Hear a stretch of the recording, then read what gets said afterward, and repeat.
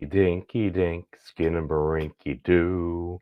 I love. Oh, hello there.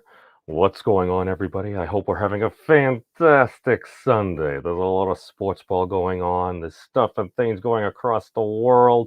People are frustrated, but I say good times are coming. Why do I say this? Well, as the title of this video says, can Dungeons and Dragons help us solve the multiverse? At least I think that's what I titled it, or I had meant to. Why do I say this? Oh, look, that's the icosahedron. In geometry, an icosahedron is a polyhedra with 20 faces. Yes, as we can see, it's got 20 triangles there, but it also happens to decompose into, wait a second, 20 triangle faces, 5 faces, the number of vertices. Oh, yeah, it also happens to break into 5 tetrahedra. What's that? That's the Weeks manifold. It actually happens to have a lower volume than the hyperbolic figure 8 knot, except I believe it has to be under isometry. What does this mean? Let's take a look. Though I know I should be wary, still I venture someplace scary. Ghostly haunting, I turn loose. Beetlejuice! Beetlejuice! Beetlejuice!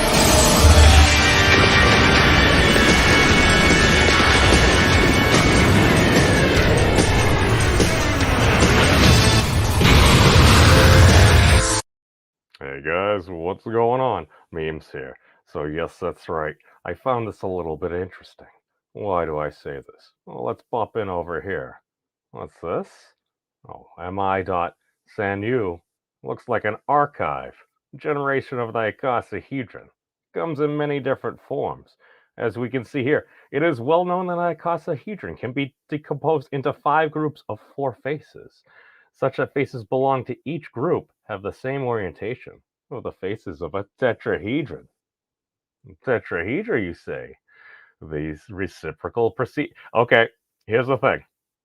The orientation of each compound polyhedra made of n tetrahedra depends on the orientation of the constituting tetrahedra, but one can recognize by proper rotations the congruent at all 5 exclamation points divided by parentheses 5 minus n parentheses exclamation point n exclamation point bracket.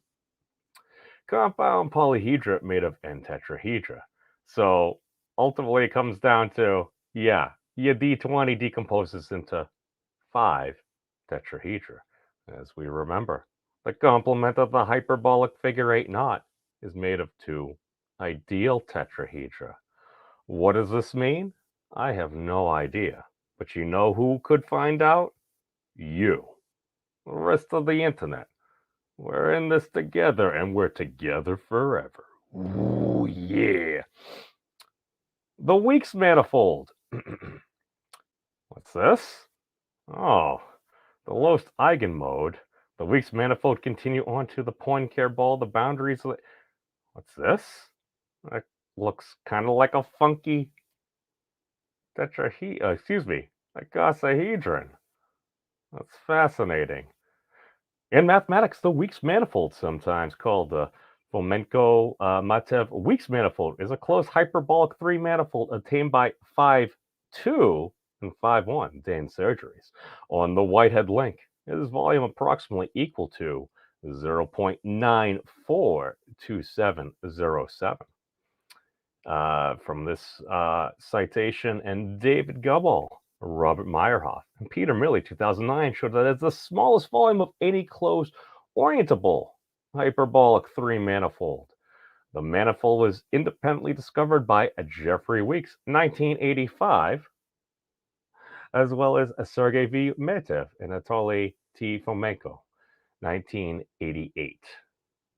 Since the Weeks manifold is arithmetic hyperbolic 3 manifold, its volume can be computed using arithmetic data and a formula due to Armand Borel, as we can see there. Yeah, 3 over there, blah, blah, blah, blah. K is the number of fields. Yeah, all I'm saying is it happens to have a slightly lower volume than the hyperbolic figure 8 knot, as we can see. we have our icosahedron here. And where was this? Ah, yes. We already went that. Oh, this was, yes, spatial lensing and everything. Let's take a look. Where was this? Okay. In elliptic spaces, distance are position independent. Whenever the homonymy is a Clifford translation, it's pretty much Clifford algebra and the Clifford torus. That was what Thad was using. A Clifford translation is an isometry G, such that the displacement function of distance x comma g times x is constant. This is precisely what is required to get type 2 pairs in the histogram. All finite groups of Clifford translations of spheres are the cyclic group. The binary, dihedral, tetrahedral, octahedral, and icosahedral groups. Next to the theorem in the diagram there, yeah, S3 times, what is that? Oh, is that gamma? No, I need to learn my Greek. It's a Riemannian homogeneous elliptical space, and it's only if, is that theta? No, is a group of Clifford translations of S3, given the classification of three-dimensional spherical space forms in the diagram. We deduce that all homogeneous elliptic spaces usable for cosmology, such as lens spaces, L times P equals S3 divided by ZP, or the Poincare dodecahedral space, satisfy this property. The dodecahedron, isn't that the Platonic solid that represents ether? Just saying, universal truth number 10. Things tend to come full circle. I'm just saying. The covering transformations, which take a source to the nearest neighbors, are Clifford translations, although the transformations are to more distant neighbors might not be, and type 2 pairs can be produced. Okay, this was specifically in this form for added effect. This is actually earlier in the article.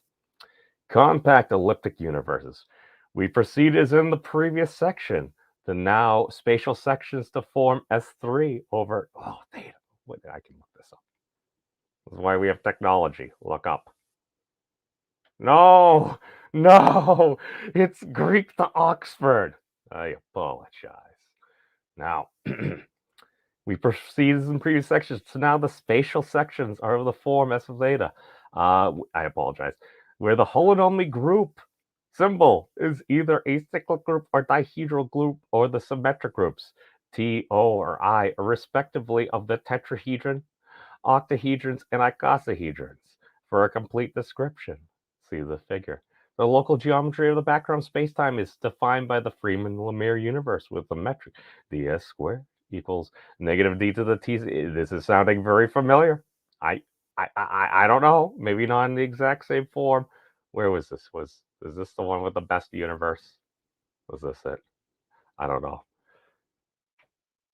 Oh, okay. Here it is. I was looking at my cosahedrons. I apologize. Fangun's citation 23 already used a universe whose spatial sections had the topology of the Weeks manifold to discuss the controversy about the quasar's redshift. In his paper, he gave an interesting description of the fundamental domain of the holonomy group. The same author previously studied a 2 plus 1 hyperbolic cosmology, citation 24, and a universe with hyperbolic spatial sections whose fundamental domain was a hyperbolic icosahedron known as best space to investigate the same problem. And they go on to crystallographic. That sounds fractile to me. All right, so let's look up, what are we looking at, 23? There's 23. Come on, figures. All right. No, those are equations. Where is it? No, here we go. That's figure 12. Here you go further. Oh, we went too far. We've gone too far. Maybe I'm just bad. I am just bad at this. I apologize. I just found it interesting that all I know is these things start to explain a lot. What would the orientation be of this? I have no idea, Dr. Smith. All I know is I find this stuff fascinating. And the more and more math we see, the more and more it kind of seems to be true. I find that kind of creepy, but also kind of endearing. So, hey, peace out, everybody. Be safe. And no matter what happens, you gotta remember. Some people are like... Not that one. What the fuck is going on here? Well, that's probably an actual Ferris. Come on and get your log. Everyone needs a log. Come on and get your log. Everyone needs a log. Log from Blammo. It's all logarithms, bro. Peace out. Have you guys checked out the Memes of Destruction's channel? He's an interesting dude. I like him.